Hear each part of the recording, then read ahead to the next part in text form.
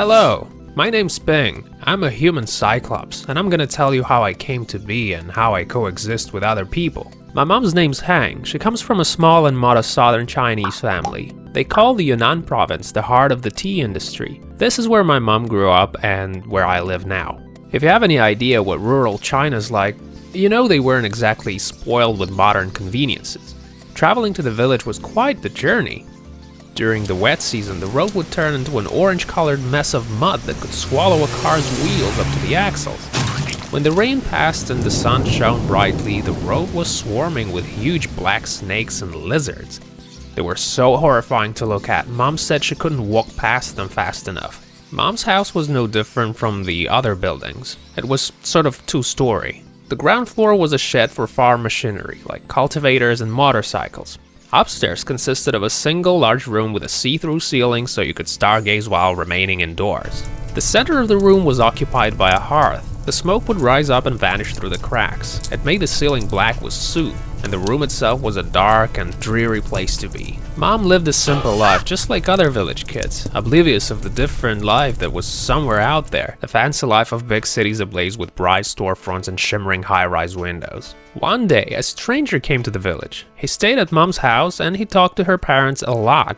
His stories about other countries sounded fascinating. Mom was curious to get a confirmation for what her school teacher told her. She was listening to the stranger with bated breath. She wanted to walk the beautiful streets and to live in a multi-story building where the water comes from a pipeline and the huge windows are illuminated by the sun. Mom was now motivated to study better and eventually leave the village for a different kind of life. When she told her parents, they gave her their blessing. It helped that the family had distant relatives in the city of Zhaoqing, and they agreed to house Hang. After Mom graduated from high school, she and her parents set off for the new life.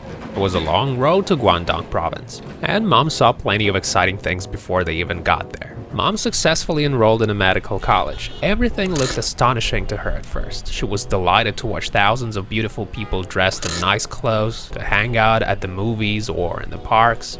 Her years of college flew by, and Hang was assigned to work in a distant hospital of the Yangjiang city.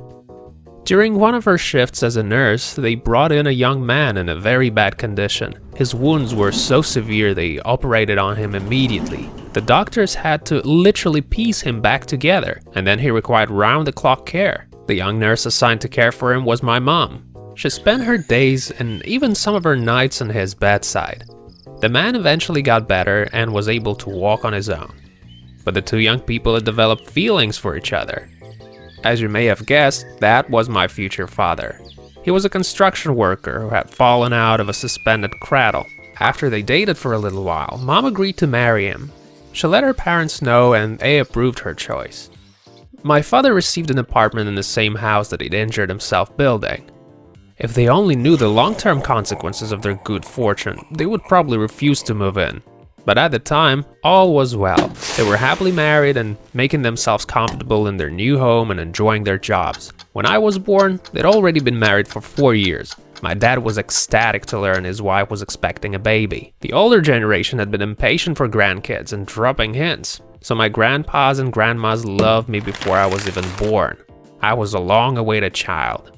Mom's pregnancy was a complicated one, and she spent a lot of time in hospitals. The doctors even suggested that she terminate the pregnancy, but my parents didn't even want to listen to their advice. They firmly believed my mom and I would be alright, and they were ready to handle any possible birth defect.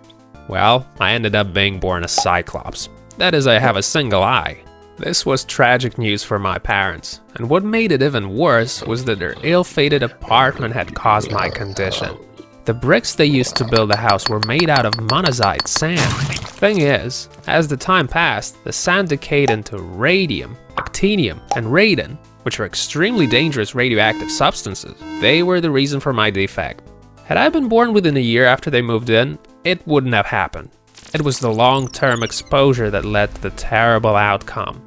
My parents visited countless hospitals and research institutes where I was examined and analyzed. The doctors predicted I wouldn't live more than a few hours, but I've survived for over 15 years now. Yep, my life is basically a survival. I couldn't go to kindergarten because other kids were scared of me. This is why I was raised by a babysitter and occasionally by my grandmother when she was on vacation. School was out of the question for the same reason. As a little kid, I thought I attracted a lot of attention because people liked me. But a few years later, I realized I didn't look attractive at all. I actually looked like an exotic weirdo. Started noticing people getting creeped out by my appearance wherever I went. Eventually, I acquired a pair of special Cyclopean goggles that covered up the single eye in the middle of my face. When I wear them, I look just like your regular fashionable dude. After I graduated from middle school, I decided to leave for my grandparents' village. I can work on the tea plantation here and feel at ease among the small population. I'm hoping the locals get used to me and stop seeing me as an oddity. My parents supported my decision. I was born different, and neither I nor my parents are to blame. Please listen to me when I say you should never laugh at anyone who doesn't look or act like other people. I promise you, this person has a heart and soul, and they're already suffering enough, unable to fix the condition they were born with. Do you guys want more episodes? Then press the like button, subscribe, and hit the bell. Want to see your own story? Then send them over to this email here.